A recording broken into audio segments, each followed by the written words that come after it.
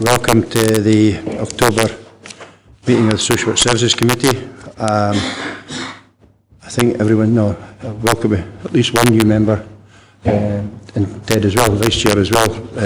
Welcome to the committee. Just like to remind everyone present that the meeting will be recorded and subsequently be available for public listening. Before we go into any committee business, Acting Chief Social Work Officer, I believe you want to say something. Thank you, Chair. I'd just like to say publicly about how embarrassed and sorry I am that any reports for this committee have been circulated late to members, and I can undertake to ensure that this will not happen again. So please accept my apologies for the lateness of the reports. Okay, very good. Okay, thank you. Sederunt, apologies, please. Chairman, apologies from Councillors Collins, Dick, Hislop, Young, Gregor, Scobie and Tate. 12 members present this morning. Thank you. Are there any declarations of interest? Any declarations of interest?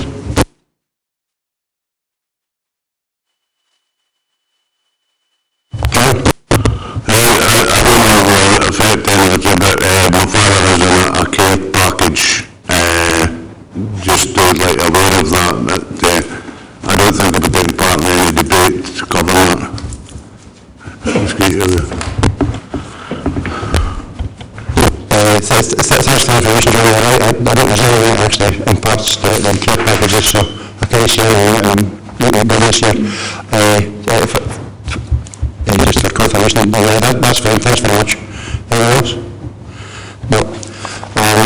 In that case, we'll go to item 3.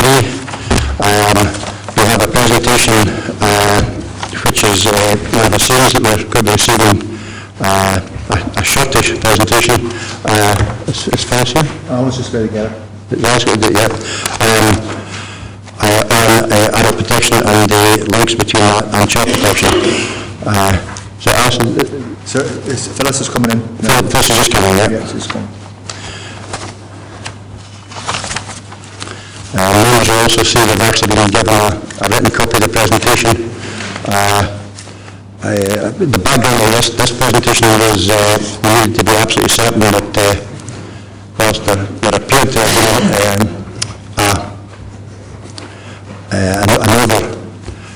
another look on adult things as we move towards integration, that there was a fear that child protection issues and children's issues might slip through the net, when this is one way of just assuring members that that's not the case. Phyllis is there, thank you. Welcome, Phyllis. Are you ready to go? Thank you. Thank you.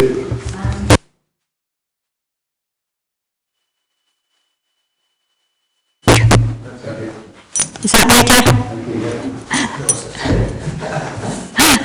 I just got the end of Andy's introduction there, and just to add on to that, I had a discussion with our Chief Social Work Officer recently about a Declan Haley report review by that was left in his court for 9 months, and his mother was accused of murder.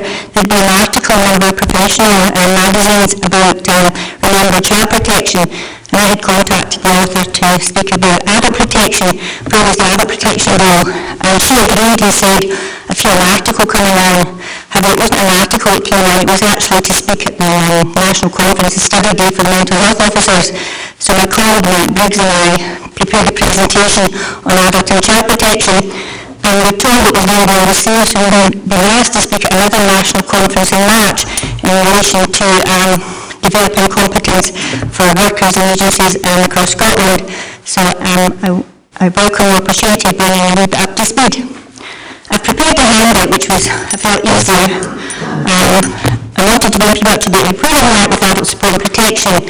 I remember doing a presentation not long after the Act came in, and I'm not sure how many people were really here at that time. The Act's been in since 2008. It's really settling in. It has a framework of legal powers and duties that we've never had before. that people have to work to and adhere to. There are also penalties if people don't work to those legal powers or duties. We have adult protection committees in place, and again, this is a legal requisite. Councils across Scotland must have adult protection committees in place.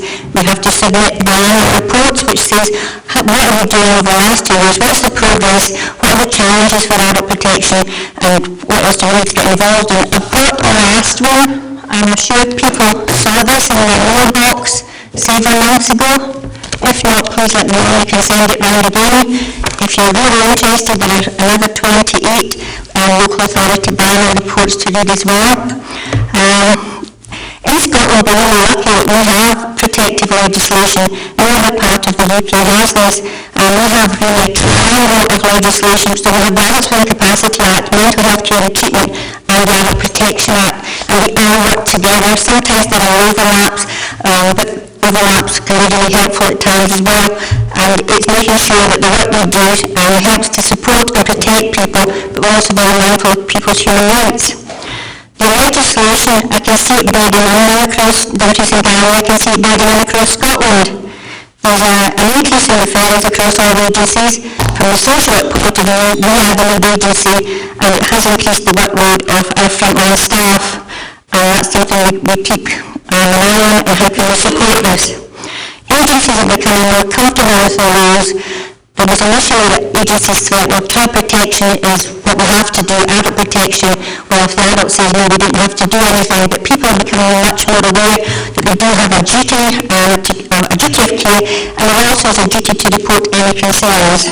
We've had a public awareness campaign. Hopefully, all of you have seen that over the last couple of years. We've had posters across Dumfries and Galloway, wearing this kind of logo. And that has raised public awareness, and also we've had some referrals now from the public. Most of them leave some of these because these are our spec cleaners. They actually clean our grasses, but we use them in care homes, etc., where people could be at risk, frightened to tell anybody that somebody had been harmed, and use the number on the spec cleaner so it doesn't draw attention to our harm. So I leave that with you. We're now looking at developing the whole public protection agenda.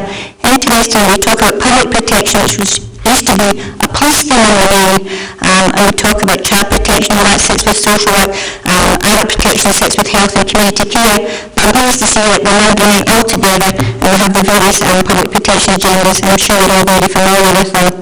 I wanted to highlight our feedback from the Scottish ministers in both our annual reports.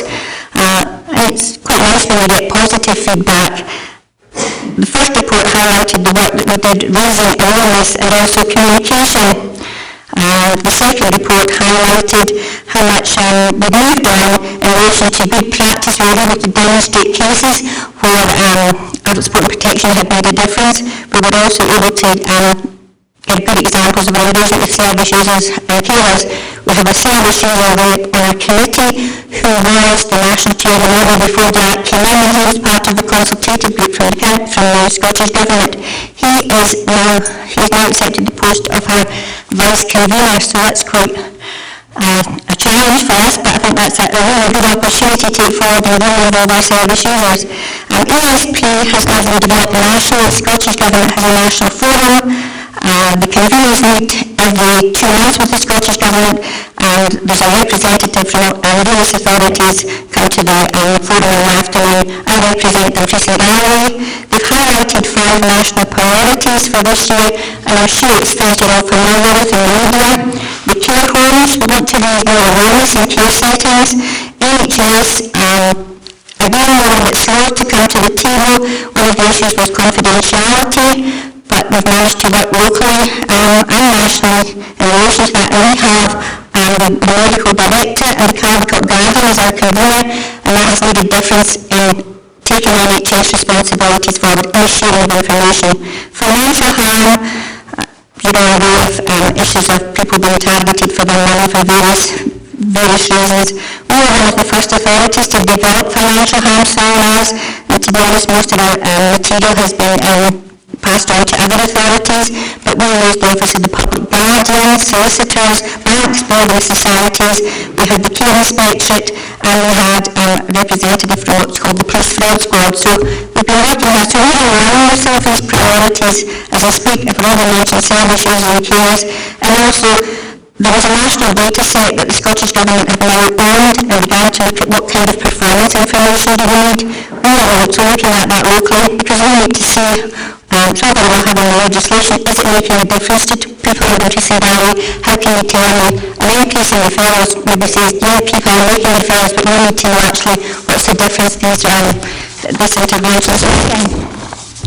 I've highlighted some of the national investigations, and I don't want to go into too much detail about them. I'm happy to discuss them elsewhere if people want that kind of discussion. I know we're constrained by time, but we're all aware again in adult investigations, care home staff, care home closures, even NHS can happen.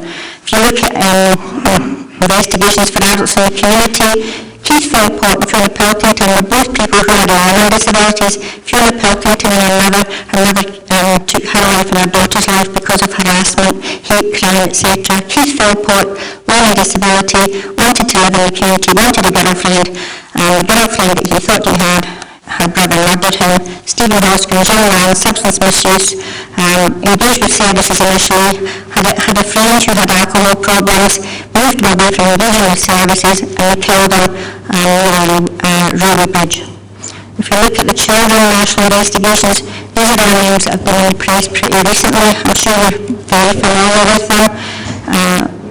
The cases all have very similar links and are actually quite distressing to read. And if we feel distressing, I think how the general public feel. So we look at the thematic issues. What are the things that are coming out across adults and children, non-accidental injury? Alcohol and substance misuse plays a huge part, particularly in adult protection. We're facing a much younger group of people, the 16 to 25-year-olds, who are coming through the doors of ASP, who are also ending up in mental health systems. We have to look at issues of mental health and around parental mental health for children especially. When we think of Declan Healy, although his mother was accused of neglect murder, she had her own mental health problems, she had her own addiction problems. Unfortunately, when she was discharged from a psychiatric hospital, she didn't engage with health and they took the stance that did not attend, so there was no further involvement. There would have been a really good use of morality at that time if people had stayed engaged, perhaps the woman wouldn't have died at that point. Domestic abuse has got a really high profile now, and it's throughout our cases. Neglect, if you look at the neglect of the children, neglect of the adult, and also how people can neglect themselves. Cultural issues, if we think about Fiona Pilkington, there was real hate issues there. People, didn't want people with learning disabilities in their radar. So how do you value people? There's also issues for the children that died, about mothers, different partners, partners from other minorities, communication, how do people understand, and also how do we take things forward. The common themes coming out are the usual things that we've heard from all inquiries. Whose role is it? Whose responsibility? And it's not good enough now to say, it's not my role, it's your role. It's everybody's role. We all have a duty to work with these people and support and protect. We need to communicate better, we need to share information. Adult protection is a real duty to share information under the legislation, but there's no point in hiding behind and not giving us information. The legislators in adult protection took this so seriously that if you don't share relevant information, you can be fined £1,000 or in prison for up to 3 months. Organisations can also face this penalty as well. Again, there was the knowledge and expert guidance. Who has this knowledge when we're working with people? Who do we look to? Who do we follow our advice? Who manages the risk? Who gathers the information? What's the analysis of risk? Also, this comes under assessment. And one of the issues of recording. School used to say that if it's not written down, it didn't happen. And that's really necessary, especially in this day of using technology. If people can't access the information, we're going to leave people really at risk. When we're looking at the differences and emphasis between adult and children, we have legislation on adult protection. It's guidance and child protection, but whether it's legislation or guidance, it doesn't make any difference. We still all have a duty to support and protect. We talk about self-determination versus protection. Is that the role of the state? People are entitled to make choices, but we have to help them in recognising risk and also making safe choices. Information sharing, being willing to share information regardless whether it's adult or child. I can remember how the GPs telling me, well, I've got to grips with sharing information for child protection, but I'm not so sure about adults, but again, we've been able to work on that locally. We need to look at who's managing the case, who has the overview, and also again, we need to make sure that we have the right people in place for managing use of legislation, and hopefully that's where our officers can come into play.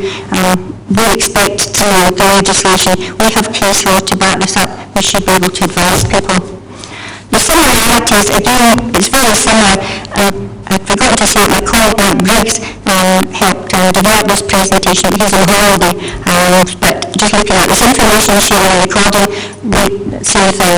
Use of chronologies across all our services would be really, really helpful because it means that people have an up-to-date vision of what's happening in somebody's case and we don't have to hunt around for information. Again, we've talked about good assessment and good analysis. That will help us manage the risk. And also, what's the focus of the intervention? In some of the cases in the children's tragedies recently, there was talk of too much intervention in the parent and not enough intervention in the parent, focus on intervention in the parent. And same for the child. We have to be really clear what are we doing here. And obviously there has to be a managerial oversight. And again, for some of the cases, that wasn't always evident. We need to be able to support our workers, but we also need to be able to make sure that they're working within the guidelines. The challenges for us are there's always this historical response to failure. What do we do? Well, hindsight's a great thing. We can look at what we should have done, what worked, but sometimes it's useful to also look at why did we make that decision at that time? What influenced that decision? What was going on at the time? And learn from that as well. The role of optimism is always, well, when we were children, we stood at the door, we never got over the door.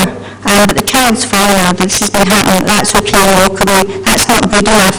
We have to actually use, as I've said later on, our professional curiosity and take the investigations much further. We're faced with hostility, from a social work point of view especially.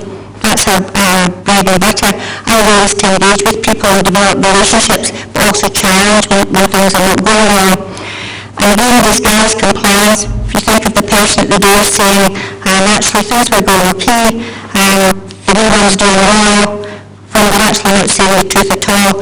And if you accept that, we're not going to get anywhere. I've talked about professional curiosity. One of the investigations, one of the issues was always the invisible child or the invisible adult. Again, that fits in with, the disguise compliance, the role of optimism. And then we have people who withdraw allegations. We really have to look at how do we take that forward. And again, particularly in the adult world, we have duty to inquire, so we can take that further. Children's services, they don't have the same powers, but they absolutely have the right to investigate. What can we do now? There's new opportunities, and I call it the universal approach. I know that Griffith talks about the universal approach. I thought this links us well together. We have the adult and child protection committees. They operate singly, they work together, but they're multi-agency, and we also link to each other. We need to be making sure our business is cited on each other's committees. I know that's already happening.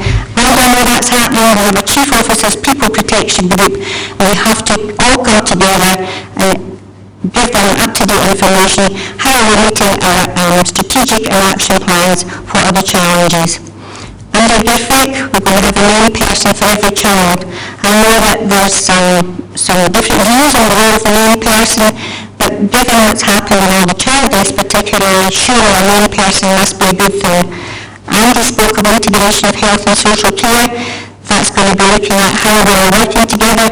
I've come from a background of working in a managing multidisciplinary team with a partnership approach, and I can recognise some of the real values and also the challenges of the integration bill. Self-directed support, again a personalised approach. Recently I had attended a seminar for people with mental health difficulties who had developed their own DVD. One of the benefits of developing a DVD was that it improved their mental health, improved their motivation, and it can sit side by side with medication. And if you think of that, that fits in with a personalised approach. Being involved in something is much more meaningful for them than perhaps being supported twice a day for maybe half an hour. So there's opportunities. And again, it's about improved outcomes for children, our vulnerable children, and adults who are at risk of harm. Clearly this fits in with our national and local Sederunt commitments and special objectives 1 to 3 in our council priorities from 1 to 6. That's the pathway from a baby to a very older adult. So again, it's about, I think the WIFIT principle should be for everyone, that we get the right help at the right time and for the right length of time. And again, this fits across the adult protection law and other Scottish protection legislation. Any intervention must be of benefit and it must be least restrictive. So I finished up with the public protection committees, which we have at the moment. We have adult protection, child protection, domestic abuse, MAPA. We have the role of the Key Inspectorate. Our strategic planning commission people need to know what's working out there, what do we need to take forward, what do we need to develop. We need to take the learning from significant case reviews. One of the sad things when we hear that things haven't gone well is that we focus on what didn't work. But actually, in our area, there's an awful lot of good practice across adult and children's, and sometimes that doesn't get recognised enough. We often hear the bad things, but we don't hear the good things. And as a social worker, I think we're used to being maligned. We don't take a compliment easily. We struggle with that. I think we need to get better at taking compliments. And finally, we all have a duty of care. It's got to be balanced with human rights. And remember, we have advocacy services for children and adults who can be the person's voice. They don't have the role that they play, but they can help us by working with us and representing adults and children. Happy to take any questions. Thanks very much, Phyllis. I appreciate that was the express version. As Phyllis said, if there's any questions on this today, I would also maybe urge you, if you've got any longer concerns or anything that you're unsure about, to contact Phyllis or Mike Briggs on adult or child protection issues. That's it. Is there any specific questions at this point in time? John? I can't see if they're out, John, sorry.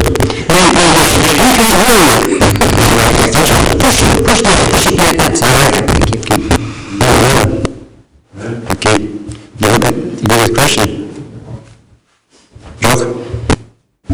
Thanks, Chair. Thank Phyllis for her presentation. I knew she could talk first, but no, it's a good presentation. It's very interesting to see the way that we're going forward. I don't know how long I've been working on this, but a big problem has been early intervention and identification.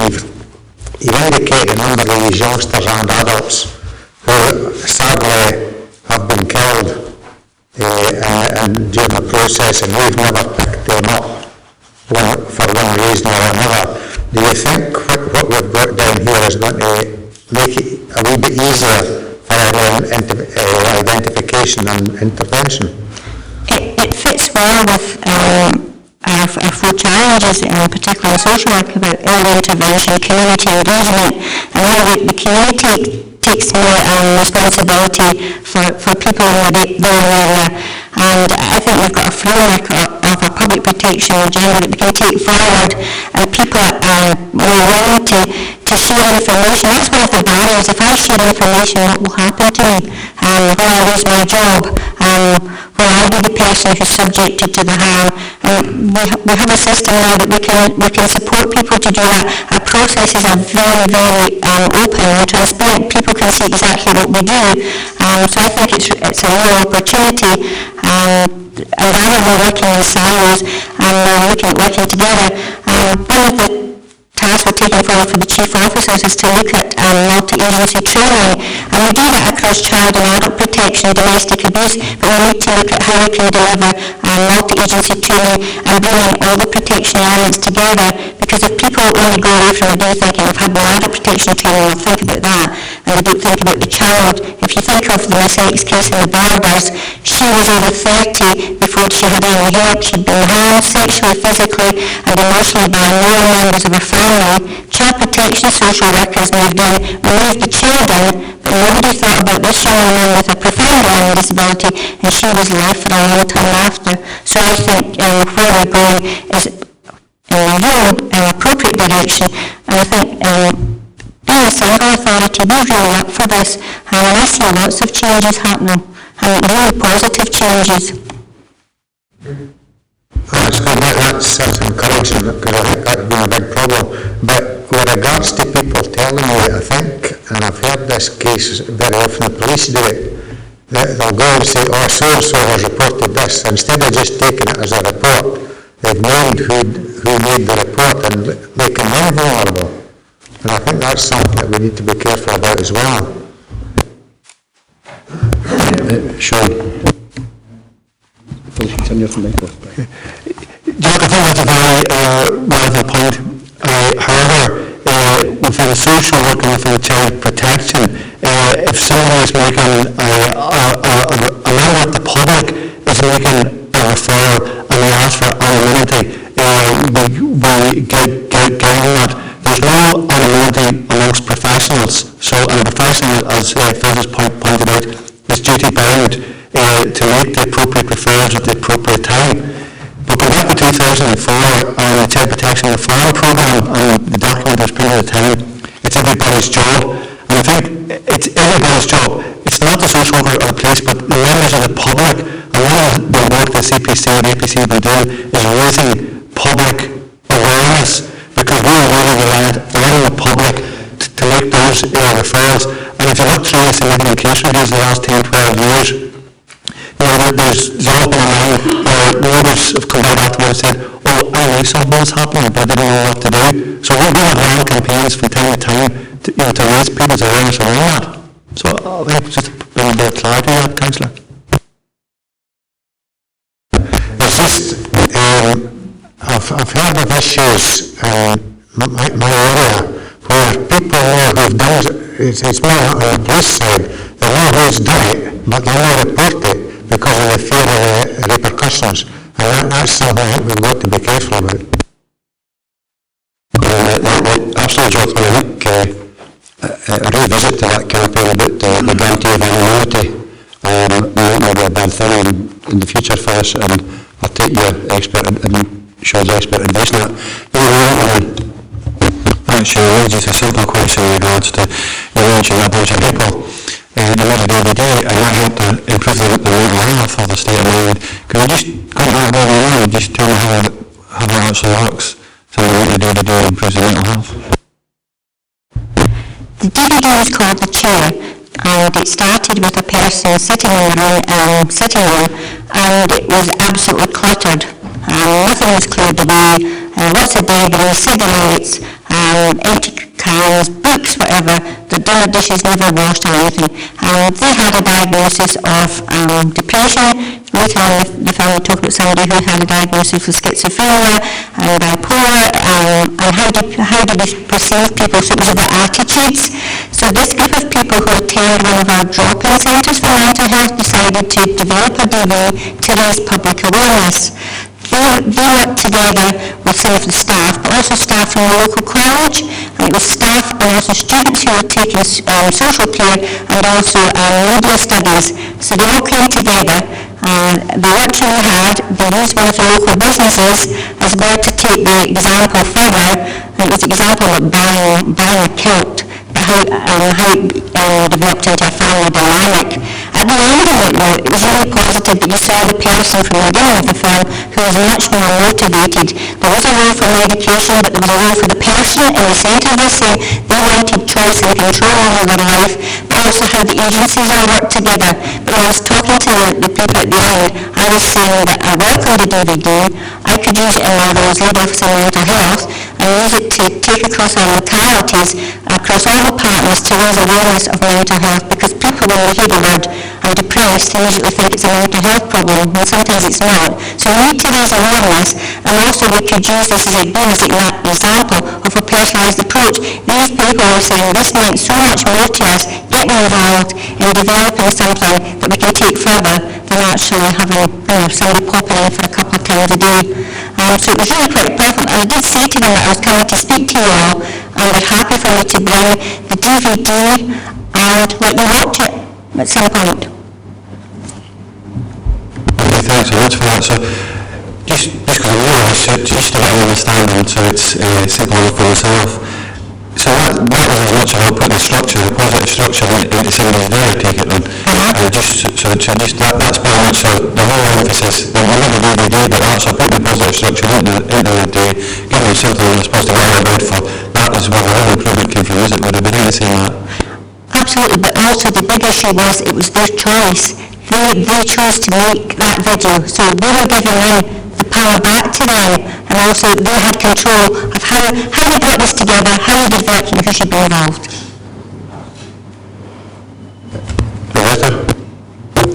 Thank you. Phyllis, I enjoyed the report very much. Concentration on the multi-agency response to me is absolutely superb, because it brings together all the components that you should be looking at, that you should be aware of. And too much concentration has been on specific individuals, such as the case that we've just talked about, a child in a court for died for violence. I'm not being aware, because one of the things that struck me when I watched that programme was who's been looking after them? No one. And how could she live in such conditions? And how could it go on for so long? And you're right about the doorstep attitude.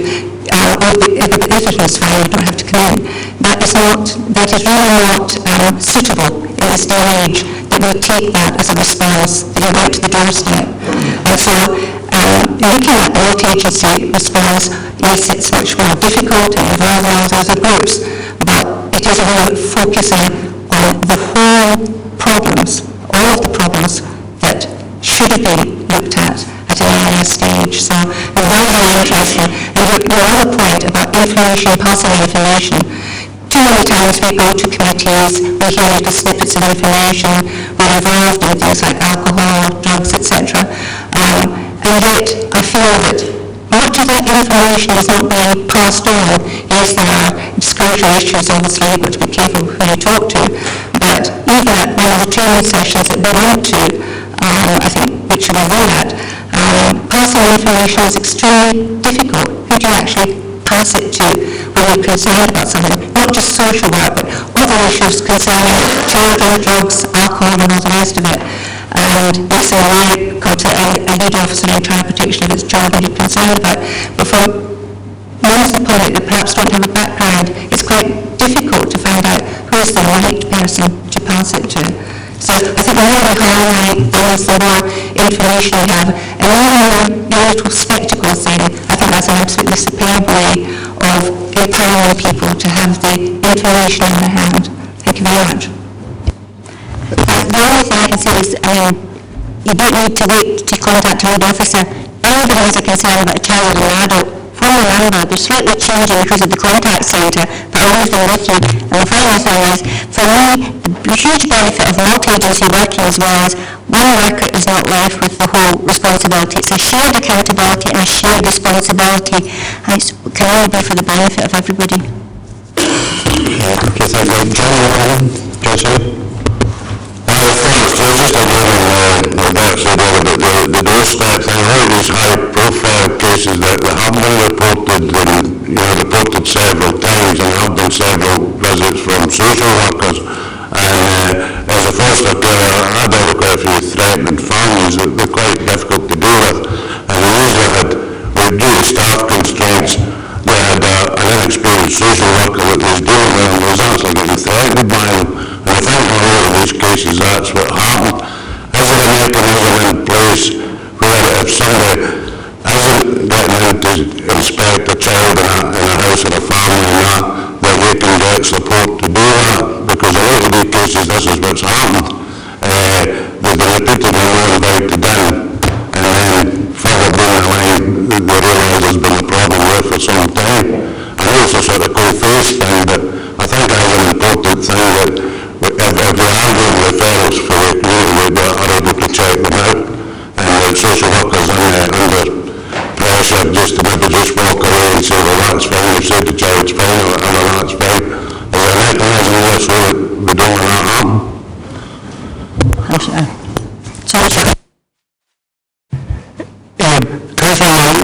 Your points are very well made because our social workers more and more often are going into very sort of dangerous situations where they personally feel threatened. Within our structures, we're very keen on health and safety, so we want staff to do balance of staff forms if they feel threatened. However, the priority of every childcare social worker is a child, and we have written into our policies and procedures what social workers should do if they're not seeing the child, if they're not feeling threatened. So part of that is to go back and talk to the management, and if there's a situation where we feel that we need to see the child today, we will go to court and we'll ask for a child protection order so we can go out and see that child and ensure that child is safe. There's been several significant case reviews across England where families have made formal complaints about the social workers, and social workers then have tended to back off because of those complaints. I give a clear message out to our staff. If a child's at risk, don't worry about the complaint. Management will deal with that. Your priority is to look after the needs of that child. So, Councillor, I hope that answers your question. Thanks so much, very reassuring, thanks. Well, we're frontline workers. We have had various things all said to us, threatened, but we were always very clear. You have to see the child, you have to see the adult. It's not good enough to stand at the door. And all our workers do that. We support those choices, the policies and procedures, and ongoing training and managerial quality assurances on the slide. That happens through supervision as well. So I think in Dumfries and Galloway, we're very clear. You have to see the child and the adult. Okay, thanks. John? Thanks, Chair. I just wanted to take that presentation first of all, observations later. We talked about the drop-in centres that we run, and the opportunity to speak to adults with mental health issues, etc. I'm currently see just bring the leave just for briefly to make a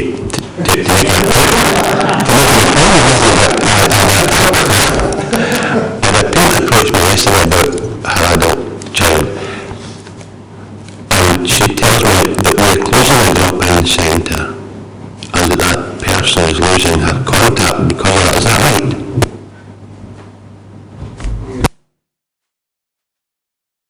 Councillor could answer that because could obviously comment on the individual. I'm asking about the drop-in centre. I'm coming to see first with the individual. Not that I'm aware of, but if you could let me have more information after this, I'll look into it for you. That's great, and I'll still speak to fellas anyway. Thank you. The message I don't leave too quick for us. Okay, I think we've got ample time. This is the second of these presentations we've had, and I think the first one, we've taken a long time, and a lot of questions, and everything has actually been, I think, actually invaluable, because to get a proper insight to this committee, a proper insight to actually the workings, which is a hugely complex department, is we have to do that before we make decisions about policy and budgets and stuff like that. So,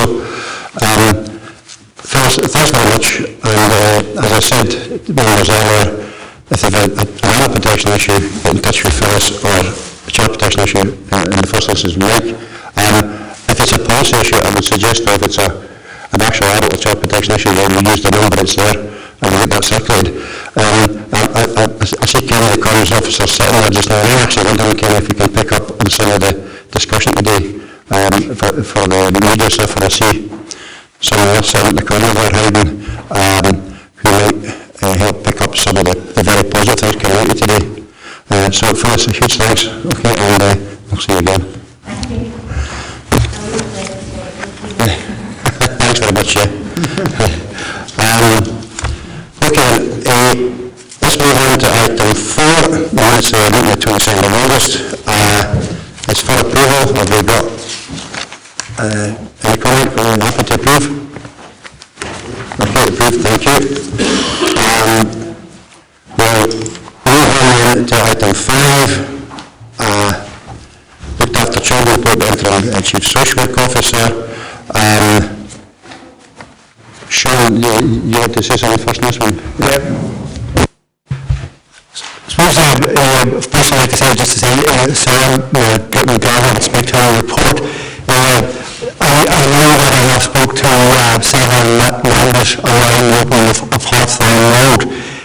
It's just to let the members know that this week we got a registration through for Hawthorne Road. Officers are actively looking at a date for councillors to have an official opening in November. We are targeting to have residents in the home by January. I'd say it's not a simple process that you can just turn around and say, we're now going to Hawthorne Road. Children have got to go through a process of looked after reviews, and then we've got to go back to children's panel who put the statutory supervision order in, agreeing that the child is about the child's home. So I thought it was just important that the members were brought up to date with that today before we go into the body of Sarah's report. So thank you for listening to me. Thanks. Sarah, welcome to the first time in the committee. That experience, is it? Just working through it. It's a huge piece of work, and I would say there's a lot we would like to add to this. I would suggest those are examples of very good practice.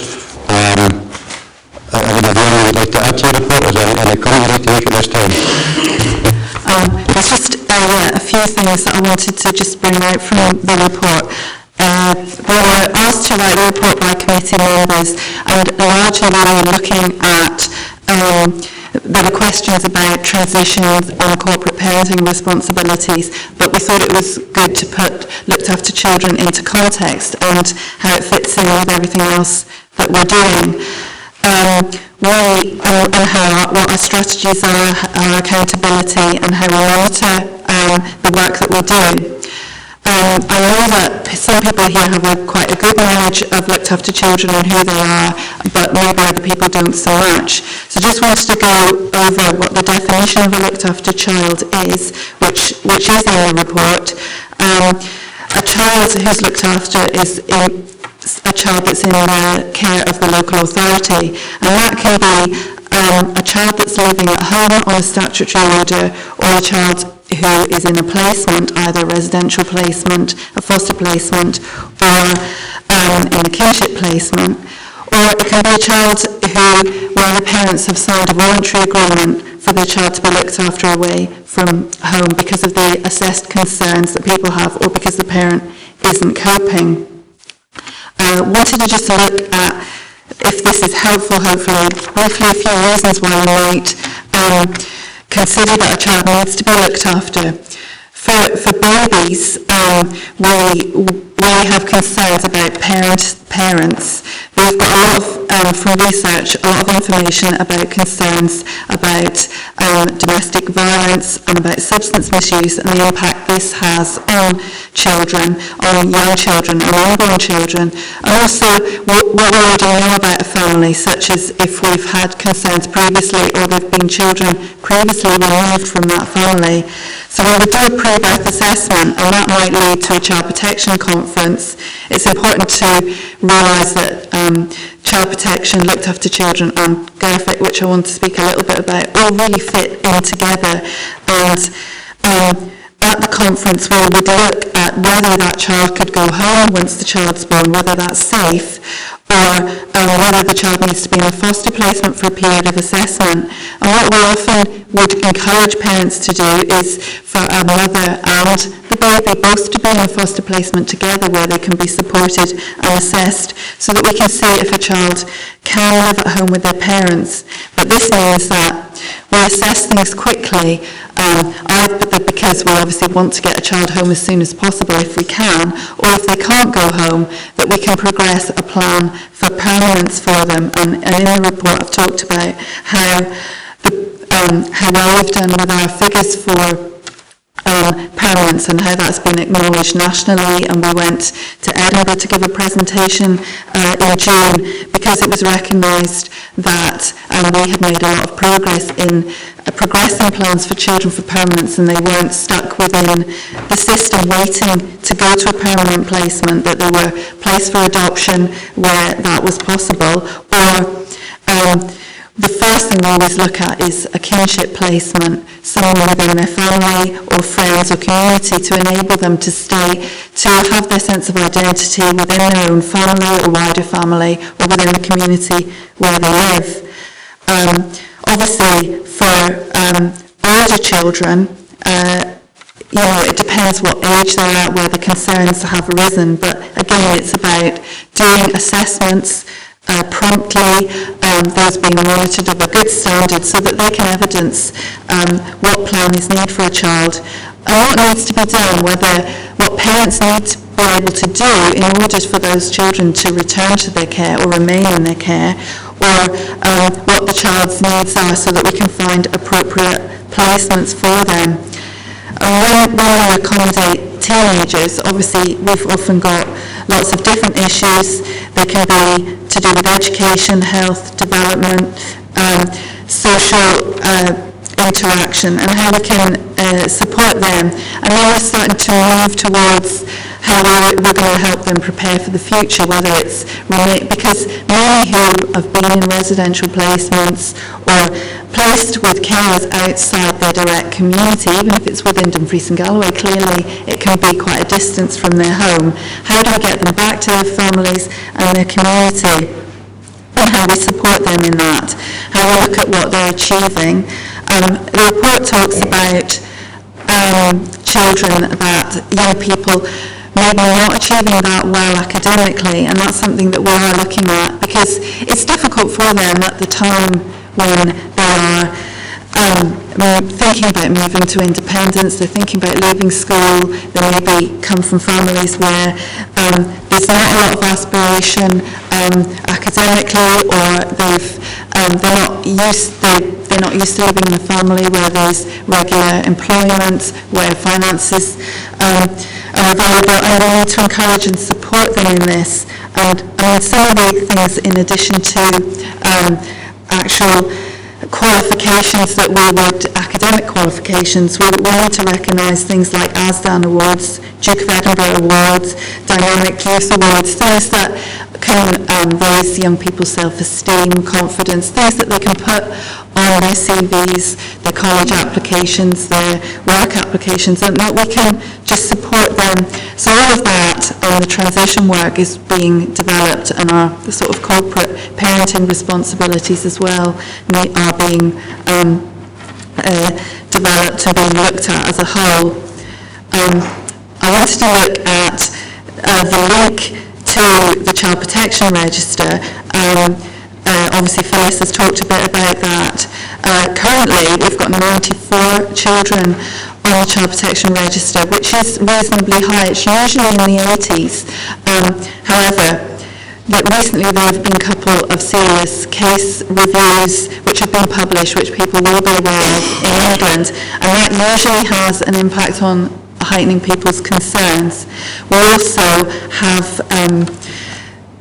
September, different times in the calendar year, we can sometimes have numbers go up, and September's when children have returned to school. We tend to have a lot of conferences tabled at that time because concerns are raised. There's been difficulties over the summer holidays, children return to school and more things are picked up. And that brings me back to GARFEC.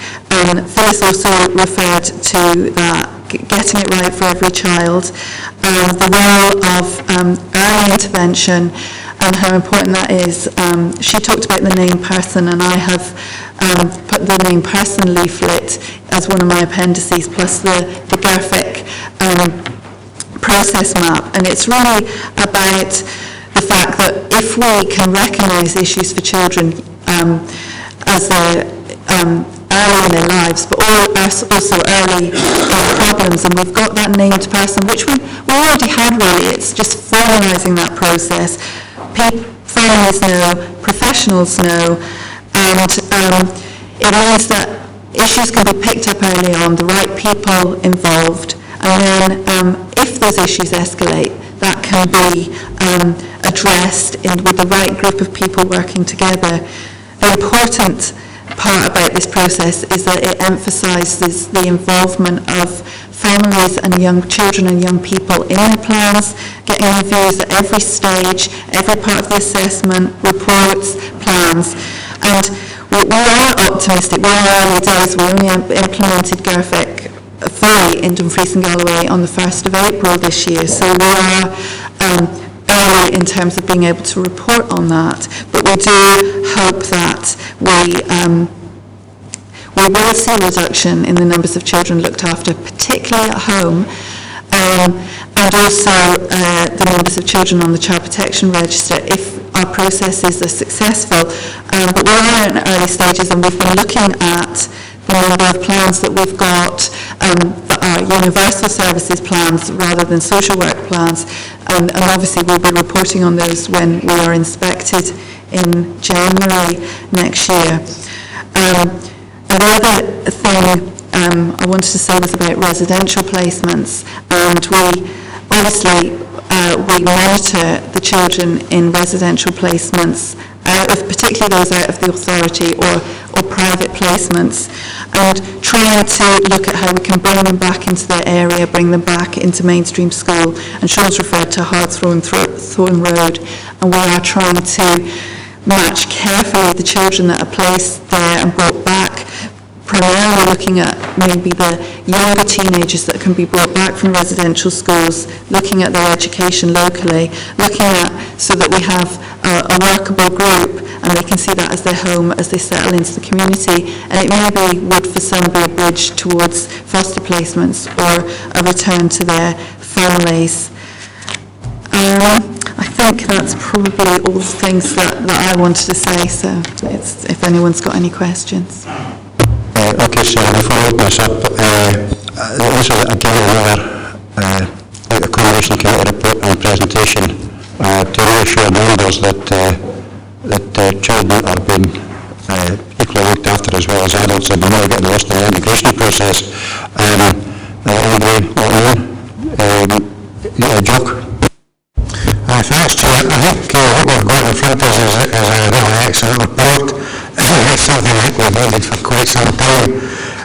If we go to page 17, it's interesting to see that there's other departments are now getting involved in what they can do to help look after children. I think that starts to be welcomed. But down at the bottom, the welfare reform has been adjusted such that they're really down to housing benefit and this, that and the next time. Is that affecting those youngsters when you're looking to assist them to get into their accommodation? The other question I had was, a number of years ago we passed a motion in this council that guaranteed looked after children an interview for any jobs, and I think Health Board and other departments got involved as well, but within the council youngsters were guaranteed an interview. I've been informed by other people that's no longer the case because of European legislation and whatnot. Can I just clarify the situation with regards to that, please? I'll take the second question and maybe the first question about the welfare reform. I would say that the welfare reform has probably been on in the process yet about analysing the impact that has on looked after children. But we do have a child and young persons bill coming on board, and that clearly states about the importance of the local family remaining involved until a young person reaches the age of 25. So I probably want to assure you that we are not going to leave any caregivers involved in the situation. Going back to the point you made, I've had this discussion with CIT and with the GERFIC executive group. stand up to the commitment that every child should be guaranteed an interview. Now, professionally speaking, our children are coming from very vulnerable backgrounds, and I think that there should be a bit more leeway with them. So CIT are actively looking at, and Colin Grant, the Director of Education, is also pushing this agenda at the moment. But I think I can safely say that CIT is very similar to it. Okay, Ian, then I've got John Sullivan and John Martin in that order here. Thanks, John. You touched, I think it's 3.7.2, you touched on the learning level or the expectations on kids that looked after children. You touched on academic, but 3.7.2 does a lot more apprenticeships and ability skills and so on and so forth. What I'd like to try and understand is, what's the driving factor? What's the drivers behind the kids being taught to a certain level? Is it the kids' needs themselves, or is it based on the KPIs of the council? So do they drive in the direction of, is it vocational, or is it towards academia, like you're talking about earlier, or is it just, if I get an understanding of that, please? I think it's both, really. I think we do have to report, at the moment we have to report on the academic achievements. However, we do feel that it shouldn't just be that, and that's where we think for young people, if we're considering their plans and what they're capable of and helping them to look at what they want to do in the future, it is about both, and that's why, and also, that's why we need to look at those things, those other awards, the things that they can achieve, and that's why we want to help them develop those, and employers want to see wider than just academic achievements as well. They want to see commitment to things, and sometimes young people obviously struggle with attendance at informal classes, and where they can maybe they're better able to attend small group work and achieve awards that help them, and so I think we need to do both things. I think we need to recognise achievements better for young people in a more rounded way and help them be able to learn in a way that suits them the best. And I think we're working quite well with education to look at that. But it would be good if our KPIs included those things as well, because it is not all children are able to achieve academically, particularly at such a difficult time for some of them, depending on what else is going on for them in their lives. Thanks. Before we go to the next speaker, the next question, I forgot you had a second part to answer, and I offer a fine for Councillor McKee, and he's not happy. That's okay. I think that it is important, we do support young people in moving on to independence, and if that means that we have to provide them a deposit for their accommodation, whatever, if we have to look at that, and we do in the residential placement group, balancing out the cost of a placement that they're in with the cost of paying their deposit and helping them, and it's obviously much better to pay that deposit for them and help them. So we have to look at an overall picture. So we wouldn't want to see those children that we have a responsibility for, particularly that, as Sean said, being extended with the Children and Young Persons Bill. We wouldn't, just because obviously the welfare reform, is significant and it will impact on them, but we need to give them that start they need because we are responsible. We've been their corporate parents. Okay, that sounds okay. Okay, Johnson. Thanks, Chair. Again, it's on that sort of age group moving care, and 3.7.1, you're talking about the moving care team, looking after people between the ages 16 and 21. Is it 16 before the moving care team engage with young people? Because I really think they need to engage before that, because when people don't go into independent living, unfortunately they don't have the skills, and unfortunately sometimes we set them up to fail. I do believe that it should start about 14 and a half, 15, where they can go through a care plan with their carers or unit staff or whatever, so that they are prepared, budgeting, independent living skills at the age of 16. I just think if they weren't engaged with that till the age of 16, they believe it a bit late. Well, the leaving care team as such don't usually take a lead responsibility until a child comes off supervision order. However, you're right, where involvement in preparing children and young people for independence, like in any family really, should be starting much younger. But you're age appropriately, you're helping them develop their skills for independence. We should be doing the same that any family are doing. So we look at that in their plans, but we have to, it depends on individuals, and I think that's where it must be. It's about what, we assess the needs of individuals, we need to do more comprehensive assessments as they reach that kind of age. Some young people do not want to think about independence at all. They want to stay in their placements with their foster carer until they're 18. And we should provide that for those children that want to do that. And therefore, some get very worried if you talk about preparation for independence in a formal way, but it should just be a more natural, progressive way. For others, they're desperate to get out the door as soon as they're 16, have their own place, whatever. And we have to take that seriously as well. We have to look at them, help them, look at all the issues involved in that and budgeting.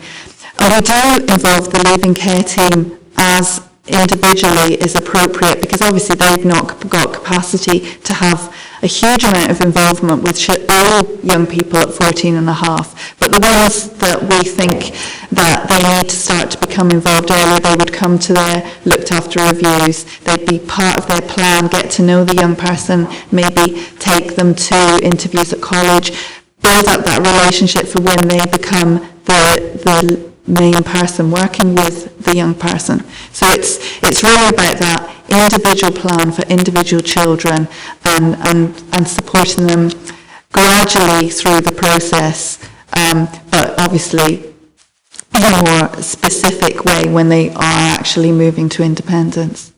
Is that okay? Thanks, John.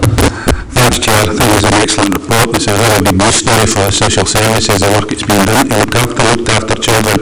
It's just a report here, 3.44 of LSC Monitoring Education. It says educational plan to have a monitoring group to mirror the processes. When you come to the flow chart on page 33, under the Civil Agency looked after children, the education LSC monitoring group and a question mark after it. I'm just wondering why that has got a question mark, yet the other two have not got question marks after them.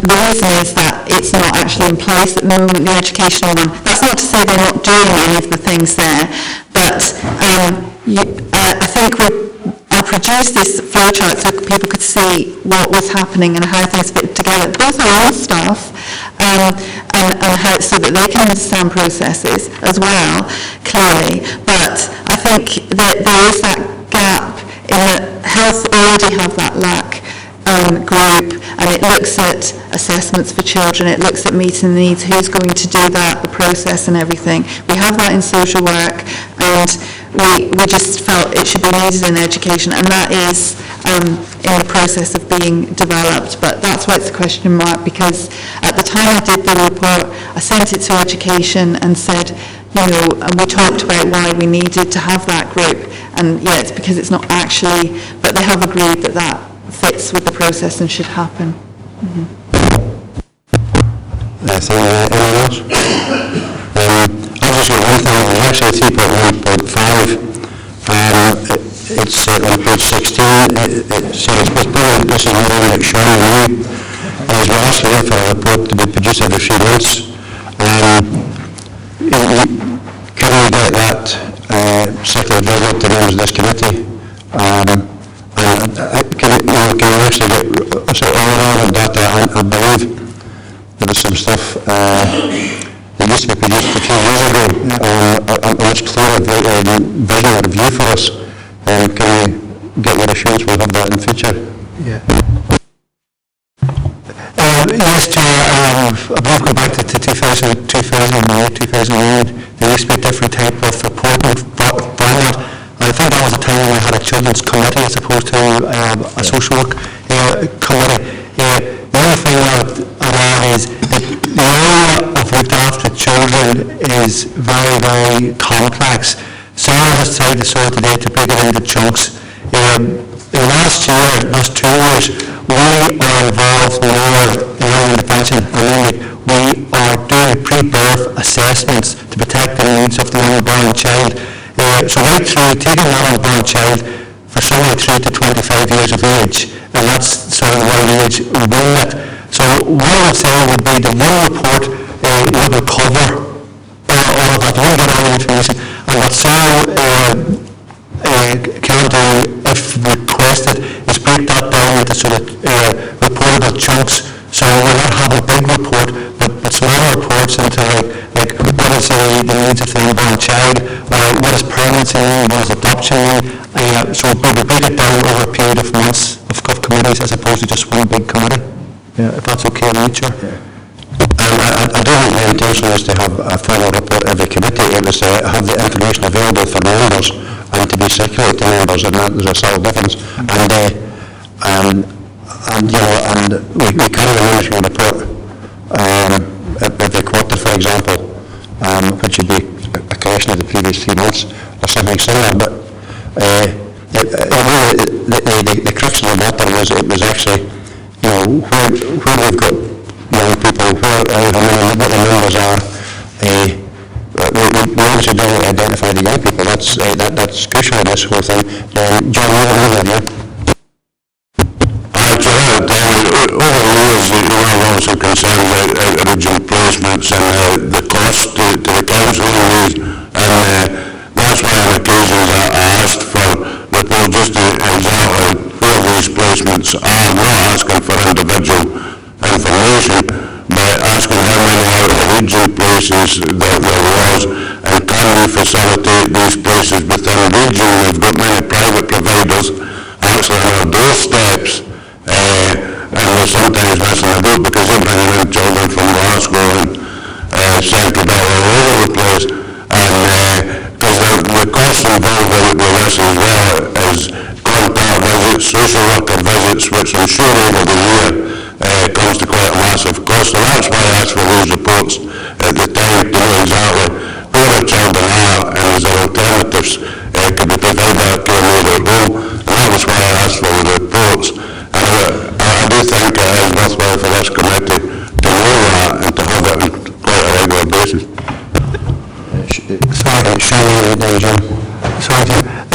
Yes, Councillor, that information can be prepared. I would say that from a practitioner's point of view, that we want to keep children within their families, within their extended families, within their communities before we would look at other regional placements. So we give you assurance that we do actively look at that, but also do view it would be beneficial for members to know what sort of placements that we do use and what the cost of those placements are. And we're very keen to prepare a long report, so I will be looking forward to that. So thank you. Okay, John? Thanks, I'm glad Sean was brilliant because it wasn't about that. I was just going to raise a point about the reports in general. When members ask for reports, whether it's this particular report or others, I would hope we would get them contained within the committee papers at some stage and not popped in the SharePoint where members can maybe access them if they happen to recognise or realise they've been providing that. I don't know we should use that format, but for committee members when they ask for reports, they should be sent to committee members electronically maybe, but specifically other members have to go to look for them. I think that's a fair point actually. Yeah. Are there any other questions? In that case, I've just got one other quick one. It was at 331 on page 16. I'm actually really pleased to see that there's a recognition of what you said, Sarah. This is everyone's responsibility, and it kind of what sort of Phyllis said earlier. That it's not just about social workers, it's about all the staff and it's about everyone. Right? So I'm actually delighted to see that being held in the report. So thank you. I think in the absence of that, we'll move on to the recommendations. 2.1, do we note the number of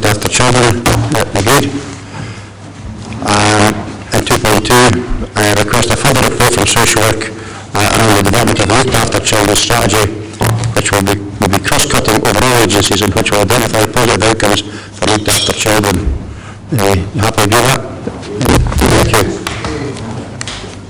Geoff, I realised that Councillor Martin raised the point of this question mark after the education looked after children monitoring group. Do you think would cover that? Could you ensure that that is we're told that this is actually in place when this report comes, just in case they slip and slide and it takes a while to introduce it? Thanks for your job, we can incorporate that into the body of the report, into the body of recommendations. Okay, there's nothing else on this. Sarah, thanks very much, we're all done, and I hope we'll see you again.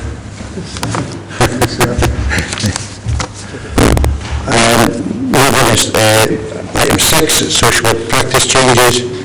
Alan, you've taken us through this.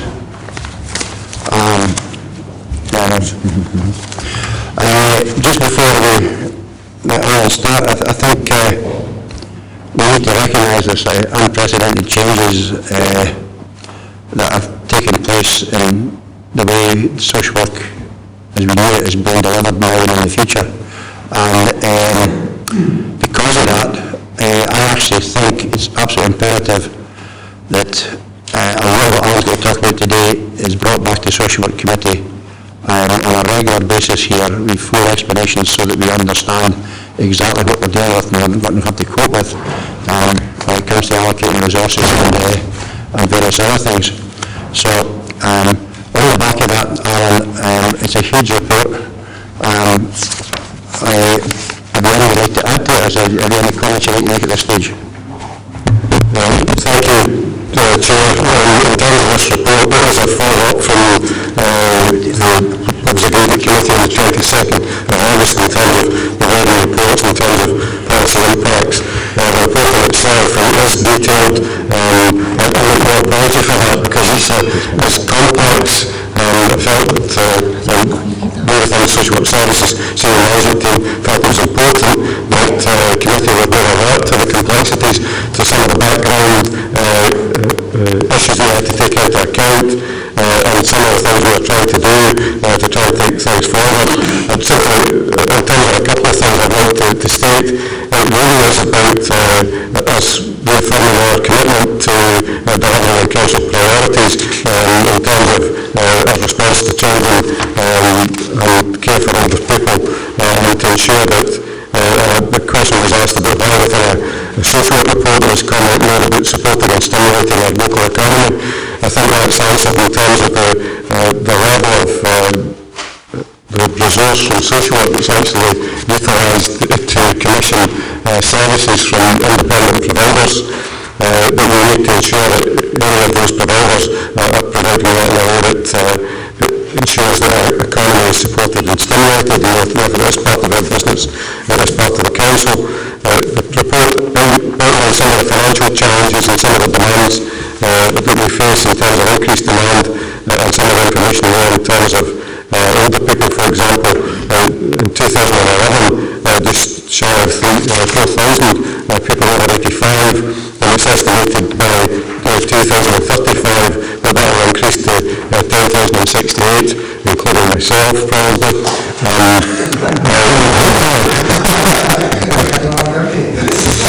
And therefore social workers now need to face increased demand, and there's a similar picture within other adult services, particularly learning disability. The report also highlights some of the things we've done to try and take forward some of the challenges in terms of response to early intervention and prevention, and that's been highlighted earlier in some of the comments made by other colleagues, and we need to try and shift that, but looking at it as well as not just a social work responsibility, but going back to council priorities of other council responsibility.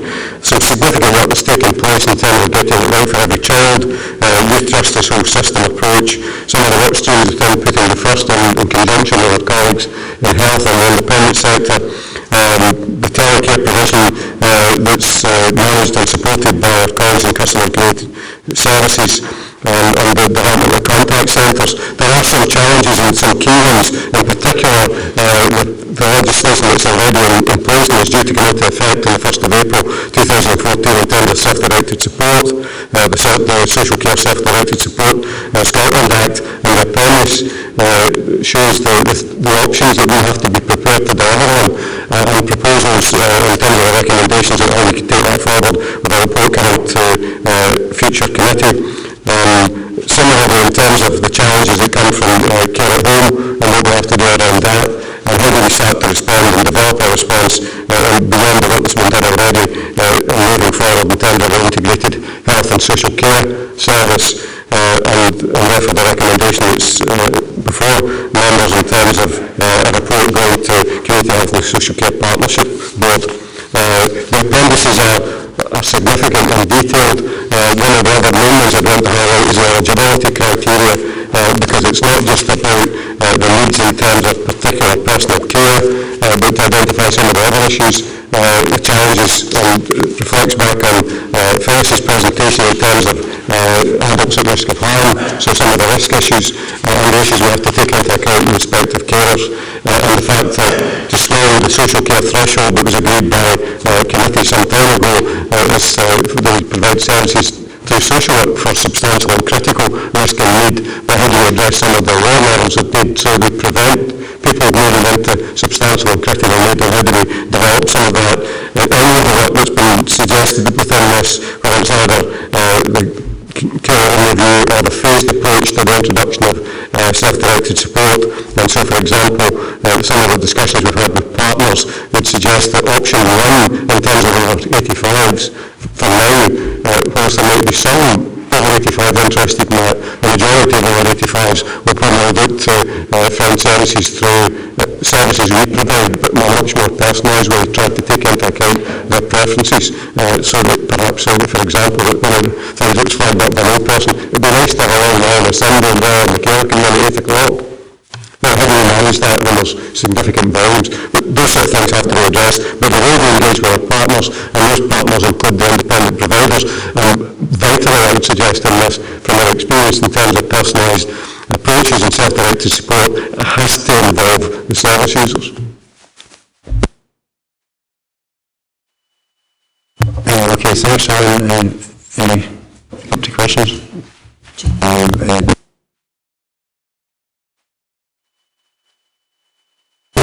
Thanks, Chair. I know a very comprehensive report that Alan's produced and a very comprehensive lead in. One of the questions I have is about one of the things, Appendix 7 on page 103, and just general provision for elderly. And it talks about the very bottom section about address priority issues regarding the level of care at home, including, and it talks about improved cash flow for independent providers. Now that could be something as simple as ensuring they're paid fortnightly instead of monthly. That's improved cash flow.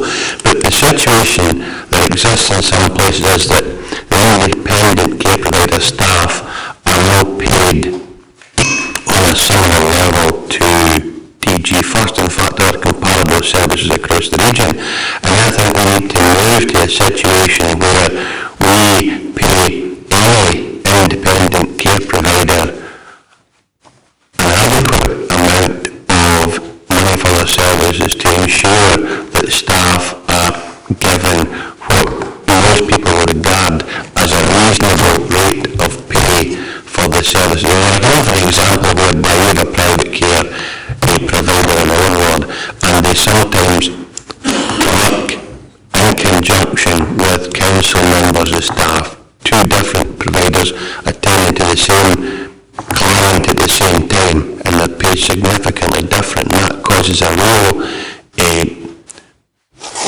frustration to a member of staff who's in the private sector and is not paid similarly to our staff. Now, I realise that we can't do that, but we can ensure that there is a minimum or reasonable rate of pay paid to these organisations to ensure that that's reflected in staff salaries. I hope that's something that we will be looking into, because I believe we have started an exercise examining all care providers across the region to see what we get from them and what we pay them. And I think that's a necessary piece of work that should be done at an early date.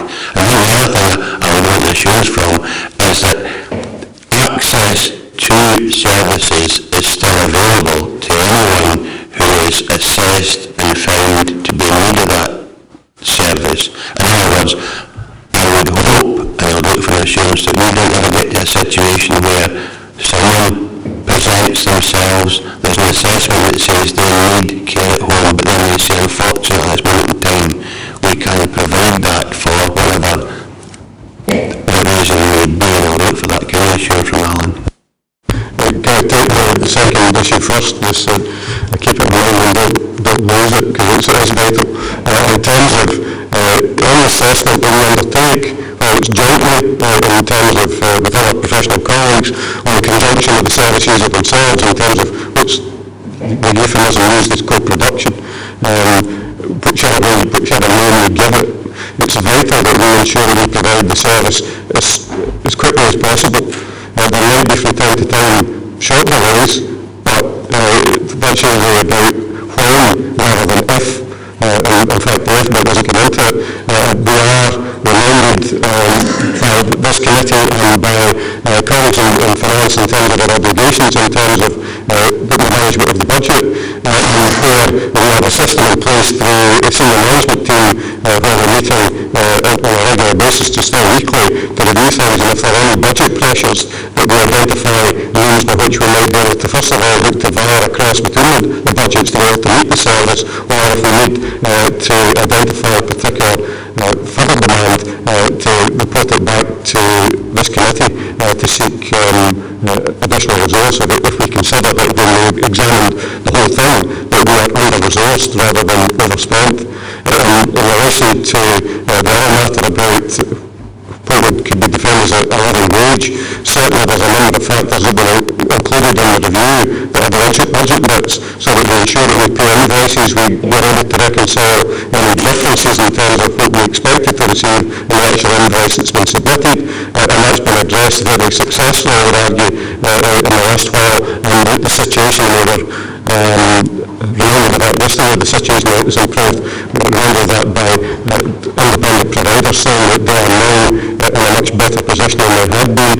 You need to look at it, you need to go apply procurement rules, and the procurement rules do not allow us to say you will pay a certain amount.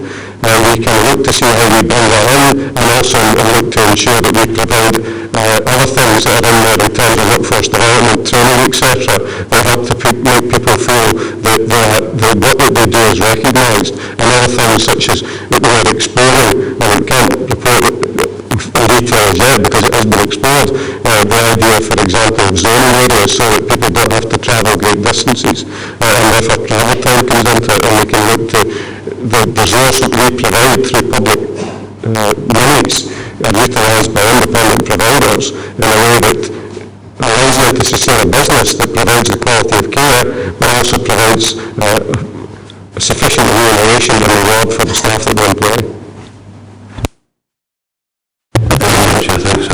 Okay, thanks, Alan. A lot of the things that are actually getting raised there are also impinging DG first, and that coming together, the two committees, and I think it's imperative.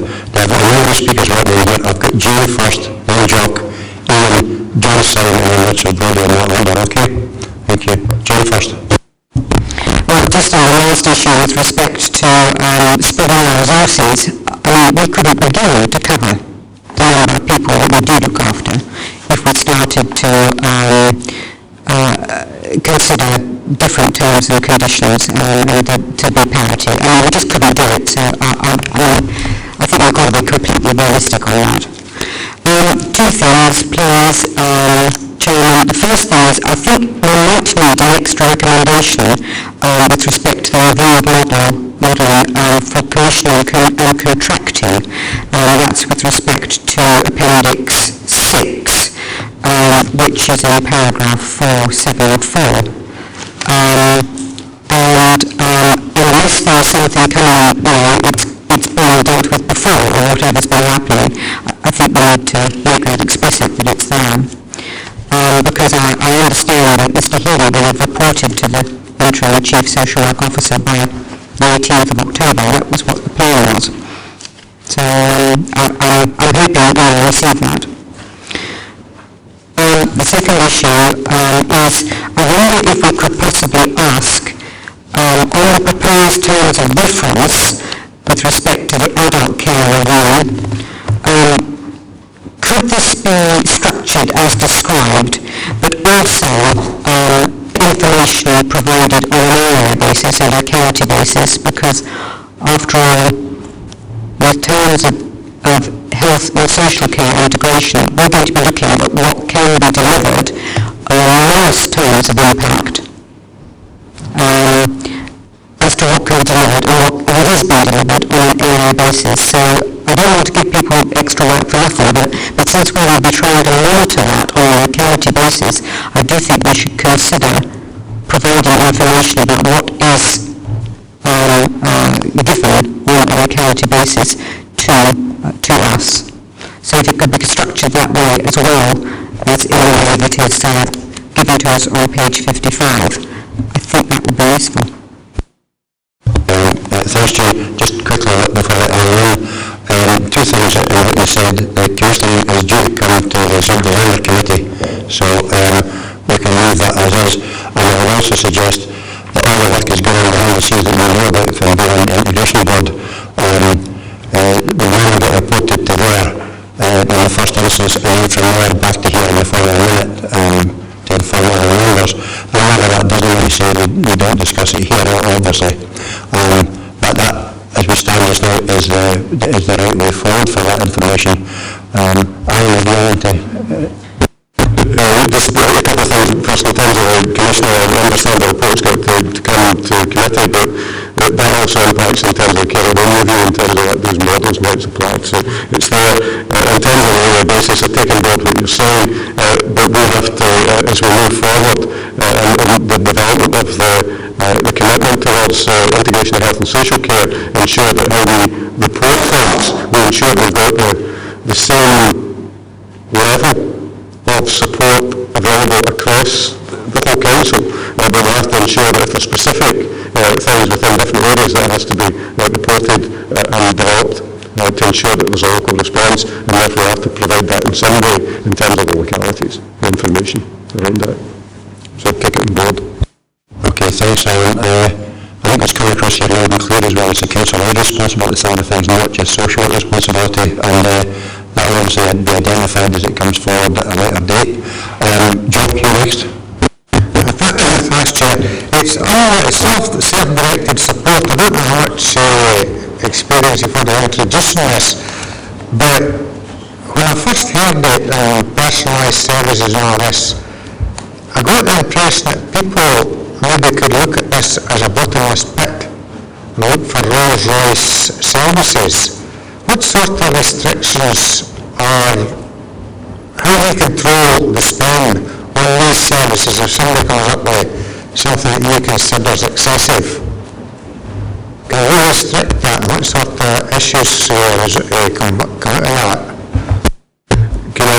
Two things in that. One was from personal experience when somebody provided a range of things they'd like to do that would have met their critical need, but if we'd actually done it, it would have cost a few bob, shall we say. The question that I put to them when workers were engaged in it, because we were trying to address this, how do we engage with this person, look at need, etc., and their personal outcomes. The question I asked was, if we did all this, could you do it all in a year? And the answer was no. So we actually engaged with somebody different and said, let's be real about this. What can we achieve? What would be reasonable for us to fund? So that's one thing in terms of anecdote. In terms of general things, so that the Act is clear.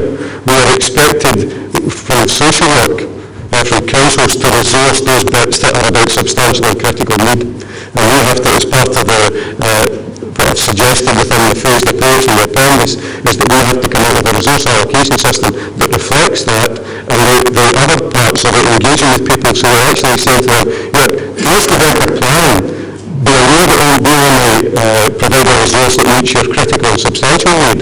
If there are things there, we look to community resources, but importantly, we're actually having a conversation, taking into account all these other things, including welfare reform.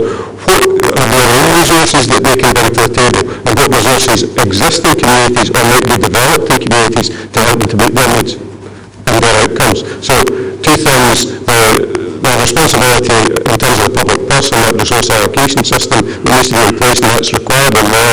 And the other part is about the general council priority in terms of early intervention to prevent people moving into substantial and critical need. But we get good information and planning some of those from individuals that will be coming to social work. Our job will change from just looking at, well, how do we fit them into the service that we provide, and really exploring with them what we're trying to achieve, and what can they bring to the table, and what might be already in existence in the community, and what might be developed, rather than thinking that social work's always going to be the thing that does it. Some of the things that might be agreed with to meet some of the outcomes might be different from the traditional model of service delivery, but they'll still be within the resource allocation process, and against a commitment to ensuring we understand our budgetary responsibilities. Okay, that job. Just on that co-production thing, Sean, is there any way we can get a copy of the co-production book to every member of the committee from the joint improvement team? Because it actually sets out what we mean about how we're going to view assets they're talking about here, how everybody's sort of offsetting together in the ups. A simple answer, yes, we can. Right, okay. So I'll leave that. Thank you. So I'm not sure if the innovation already have it, but I think it'd be very useful for everyone else to get, and it'll be a required reading for these community guys, bodies. Okay, Ian? Thank you, Chairman. A couple of questions. 2.8, just what is the purpose of that? Just that's my lack of knowledge and understanding. I went to 4.7.8, but still couldn't fully understand the reason for that. And the announcement 2 or 3 weeks ago in regards to the potential cure or probable cure for dementia. What impact, because I've been looking at social work practice and it's away from the report, but I'm just wondering, have you got any information at all, any understanding what impact that would have in the long-term working practices of the social work department of the council? Okay. In terms of why 2.8, I think it's important that everything we're deciding here within this committee in terms of how social work takes forward its practice and in terms of its obligations is supported not only by some of the work I've described in terms of developing things in partnership with others, including health, but it's important to actually take some of the detail back to Community Health and Social Care Partnership Board to ensure that by the time in 2015 there's an integrated service, that the planning for that takes into account the obligations that social work have to deliver on things, because it's a social work and council obligation in terms of self-directed support. We might seek to engage with health in the process, but the obligation lies with us, and it's similar in terms of the presentation made by Phyllis in terms of council as the lead service. There was an amendment in legislation that accommodated the decision to integrate fully health and social work in Highland, so that the health board could take on that formal role associated with determined to be the local authorities. But we need to make that clear when we're reporting to Community Health and Social Care Partnership Board some of the obligations they have to consider. In relation to dementia, dementia has a significant and detrimental effect, obviously, on a number of people, some younger, but the majority older. We have to look and see what's the impact of that, because some people may be able to better manage their physical condition if they were bright enough to for want of a better description, are able to cope and understand what's happening with them. It brings another challenge though. Sometimes dementia can bring a set of circumstances where people are oblivious to what they're facing. One of the biggest challenges is that change for someone who has been hale and hearty, able to do many things, and then some critical incident takes place and their physical condition changes. How do they cope with that emotionally or mentally? And they might have to think about if they are able to understand what's happening around about them, help them to cope better with that. So it brings another challenge as well as bringing some opportunities to see things differently. Certainly help us in terms of taking forward self-directed support, because one of the things we've identified in the majority, there might be issues of dementia, which makes it difficult for them to start to conceptualise what they're looking for in terms of outcomes, other than they want to know that they're safe. So we'll take it into account certainly as that research and intervention starts to develop, and then we can take that forward. Thanks, Alan. Johnson? I was going to comment on members' comments around that on the outside with interest that I declared that, and I'll just leave it to you. Okay, Richard? Thanks, Chair. Just an observation and a request. Obviously, it's a very comprehensive report. It's a shame that Hans really had time since Tuesday to get to grips with it properly. It's obviously a very important sea change in the way that social work works, and just request that perhaps with a session in the new year to review this and see how we're progressing this. Maybe give it a seminar session on this. I noticed that the calendar for 2014 is still to be made up, and perhaps we could program in something for that. Absolutely, I think that's fair comment. Alan, is there anything like that? I think in particular in terms of self-directed support, there was a seminar previously looking at some of the issues. That's not allowed us to explore some of the things, but there's going to be some fairly substantial changes that we need to explore. And one of the opportunities that was provided, albeit understood that a few elected members could be there. I'll make this plea open that if we are running such a seminar and we're going to engage service users to come along, that people put a lot of preparation into that process and looking to do it, and we'd be looking to engage with them again to tell them their personal experience in it. And if we've got members of the public giving up their time, effort and energy, I would hope as many members could come to such a seminar as possible.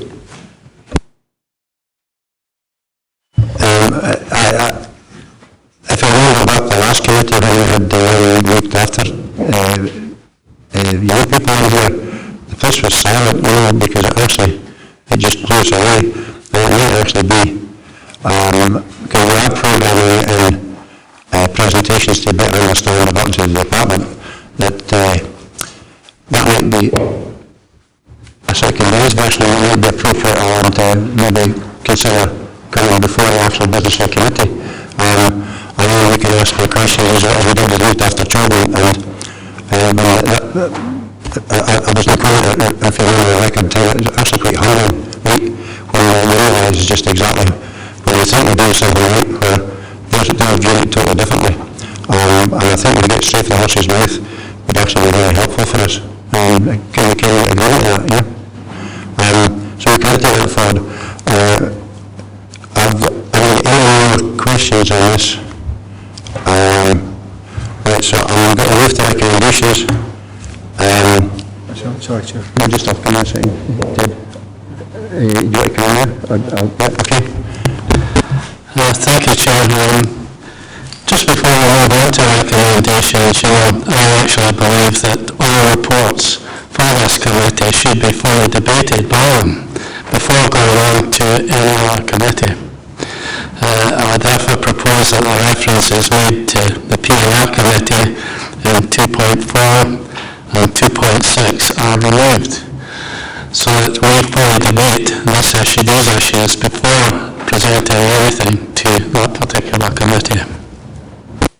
I agree with that, and I would go for consensus actually when we do that, and maybe better that's what we fully understand.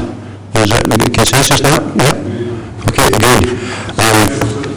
So the reason it's put on, I appreciate what's been said about full debate within committee. When it comes to early intervention, it's simply, I think we have to find means of arresting in committee, consider it, we have to think about how we engage other parts of the council in trying to take forward particularly those issues around early intervention, because it would be extremely difficult, and I don't think it would actually harness some of the skills if the expectation was that social work would do all of this, because there are some skills that are held by other parts of the council that might be in a better place to actually take that forward. I'm simply making a plea when that discussion and debate takes place, we think about how we can engage with other council services and other partners in taking this forward. And the post we were about the collaboration required amongst the different departments nevertheless, but I think the view here is that we would like to see it first before it moves on to any formal committee. And that doesn't really say, of course, that reports regarding and interaction between these other departments can take place out with the committee meeting. John, read the roundup, did you want It's just, when we get to come back to social services, we'll be actually on their forward, which we're going to put forward to the policy and resources, we're going to be asking the policy and resources for.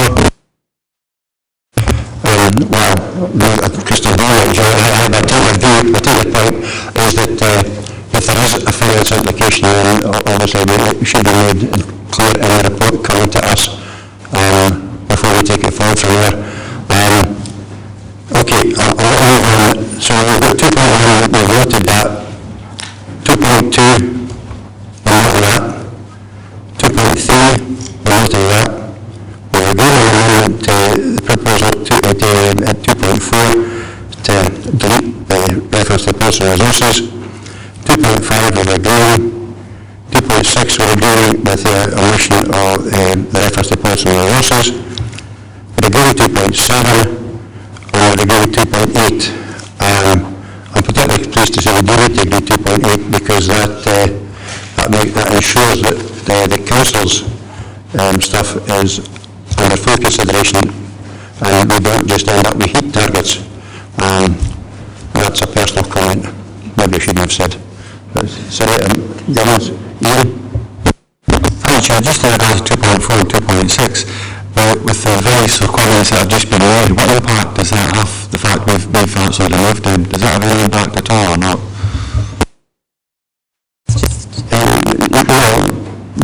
We're agreeing to bring the report back here because it's an officer recommendation that goes to personal resources thereafter. But what we just agreed is that it will come here first, and once it's been here, the members will decide where it's going. And I understand Alan's reason for putting it in there, and I sympathy with that, but it should still come back here and be fully debated first, and then the officers will, and then the members will decide it's going to personal resources. Because we don't know what the implications are of any of it yet. We could have looked at some quite minor things, for example, we might say, no, just meet with existing resources. I personally fly on, but you take the point, and it's our decision to make that first before we go to PNR looking for extra resources. And remember, resources aren't on the way. It may be different premises, it may be access to different departments, it may be access to staff elsewhere. So we have to take all that into consideration. We need to talk it through, and then if we come to a decision to take it to PNR, then so be it. I think, I hope that explains where we're coming from. So in simple terms, there is no impact? What do you mean no impact? My question is, if we remove the policy and resources reference in 2.4 and 2.6, does that have any impact on the decision we're making here? No impact on the progressing. It means that it will go through a proper process before it reaches PNR.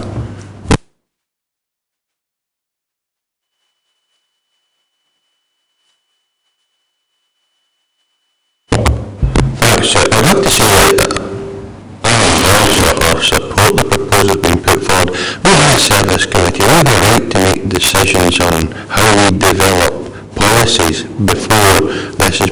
This report would automatically, in its current format, send the report and the request to policy resources. And we members should decide that when we're seeing the report. There's no impact if we decide that we need money and policy and resources decline to endorse that request, but that's a process that will take place. I still think, and I've always been of the opinion that we're a decision-making body, when it comes to us, we decide upon it, and after that, we decide whether it's appropriate, and it's refused of information, and currently we don't have that because the report is still to come.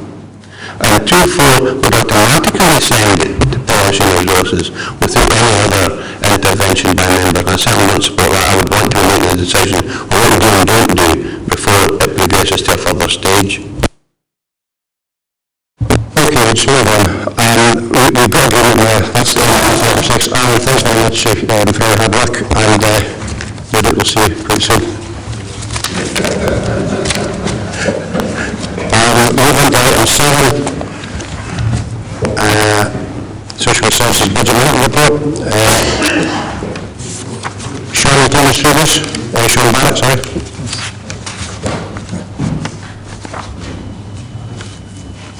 Sean is Are you just ready to get questions up? Thank you, Chair. Just give a brief introduction. This paper highlights a forecast overspend position of 205k. This is an increase of 40,000 from the last reported position to this committee. This increased position mainly relates to an increase in agency placement costs being experienced since the budget was set. This can be due to a statutory supervision order where social work have no control over the placement and can cost between £3,000 and £5,000 per week. Social work senior management team have plans in place to address this area of pressure throughout the remainder of this financial year as mentioned in section 4.4. Section 6 gives details of the number of savings measures required to balance the budget. I am folks available to give an update on the high cost care package review which is referred to in section 6.2. Appendix 2 gives details of the number of existing and emerging budget pressures which are facing the service. I'm happy to take any questions in the finance related nature. Okay, Sean, John Martin. Thanks, Chair. It's just as I say, every meeting we're having, as I say, it just seems to go up a little bit more, there's pressures on it. Because of that, I just want to note that we're trying to achieve a balanced budget. I want to have the prospects that we will have a balanced budget come the end of March. Sean, you're going to want to take that, yeah? Is that okay, Chair? Yeah. Thank you. Because of the general social work budget, it's spent on actual services to people in very vulnerable situations. The challenge of reducing spending is to do it without coming along with frontline assistance that helps people change their lives. So in many ways, it does seem like a contradiction to be pleased about a projected overspend. Honestly, look at where we are now and where we were this time last year, and what our projections were this time last year, and what our projections are now. Being in line with most of our money is spent on the real services to real people who need them. It's never going to be possible to have an exact projection of where our money is going. But I think what we have shown very forcefully is that we are bringing our budget into a manageable situation. Sean made the point there about all we need today is one child going before a children's panel and they put a residential order on that child and that hits us like £200,000.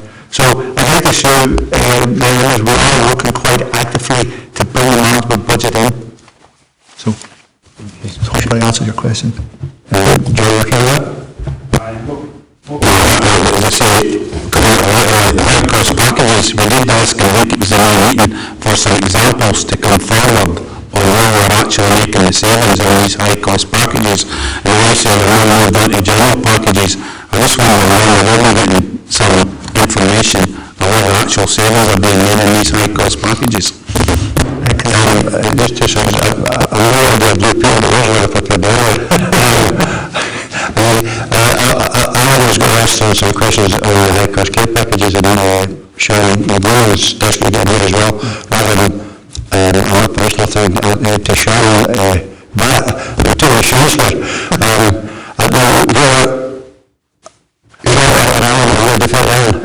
Yes, Yes, okay. In terms of high cost care package,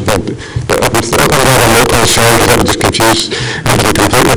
There was a briefing paper, we are still expecting to bring, in terms of the comment made earlier about presentations and giving some detail, partly to do with this committee sitting at a time of various leads and stuff that's caused some problems. We have a briefing paper that will be passed around to members that will give some detail of that, but we're clearly committed to demonstrating some of the significant work that's been done within the high cost care package that's taking into account the personalised approaches and looking how we apply that to some of the lower cost packages to ensure that we can take this forward in a way in which that ensures that we are still meeting needs and engages with the service users and ensures that there's an easy transition from current or previous commitment to new commitment. Most of the new commitments downwards. There's been one or two where the reviews have identified some additional need for resource, but most things are downward trend. So we've got a briefing paper that available to members at the end of the meeting, and a commitment to come back with much more substantial detail in the new year. Absolutely. Thanks, Alan. It's actually the agenda item for the presentation at the start of the next social committee. And I've got the briefings here. I'll handle it after because it's stuff and we won't be up at this time to start a debate on the whole thing. The information is there. If there's anyone wants any clarification to contact Alan or Sean, then feel free to do it. And we'll get those out and we can actually electronically send it to every member of the committee so they've all got a copy of it. Yeah, okay. No problem. Okay, thanks. So, there's a paper copy here today and then an electronic copy in your mailbox. Okay? Any other questions? Oh, wow. We'll move. Then recommendations.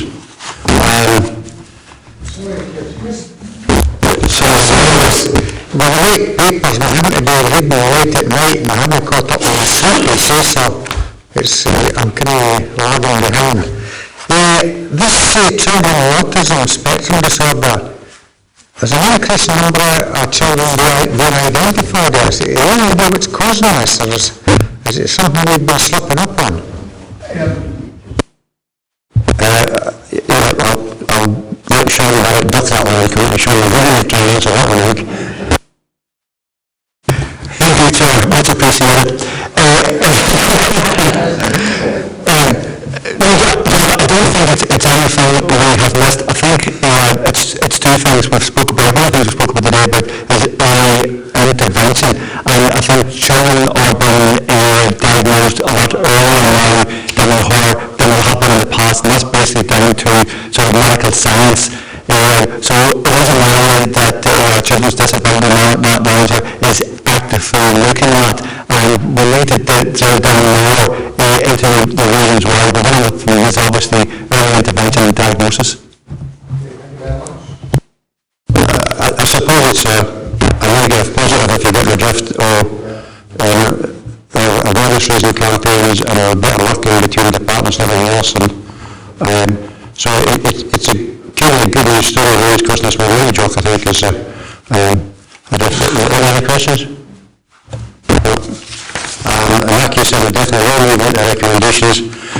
Okay, 2.1, note the forecast overspend to 205k. The main is increase right into agency placements. 2.2, we agreed 2.1, right?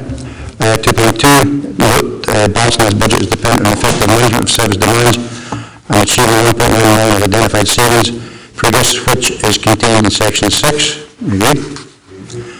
And 2.3, noting that the social work services management team are committed to returning a balanced budget and actively looking at measures to control expenditure. Okay, agreed. Thank you.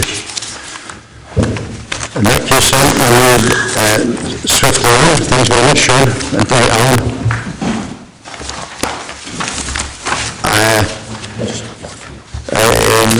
It's a report noting from the ADSW conference. Sean, it's your report and my behaviour and Keith.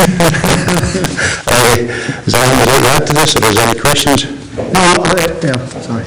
I think the report is pretty much self-explanatory. Myself and the Chair attended this conference back in June. Unfortunately, we had to leave early on this day because Social Work Committee was on a Thursday. We've tried to outline different workshops that were taking place, and basically the ADS seeing social work develop. So that's it. Thanks. I'd like to add, this and immediately after this meeting today, Sean and I are going to the criminal justice thing. It's coming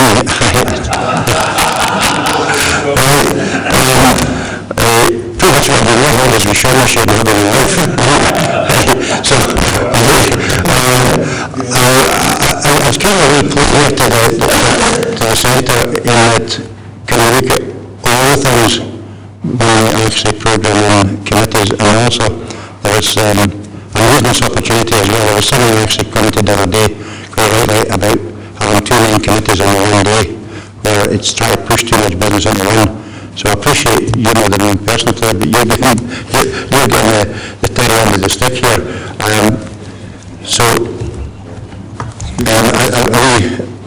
Yes, and also in reference to school holidays, but we can take that elsewhere.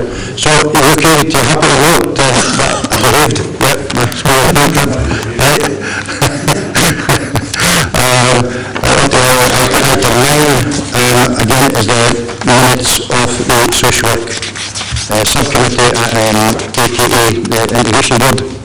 Are we happy with it? We've got 3 of us. 4 of us here, sorry. Yeah. We're happy to know. Any question on it? No? And we're confident? Thanks very much. I've got no other business, so once again, thanks very much for your attendance, and we'll conduct the meeting.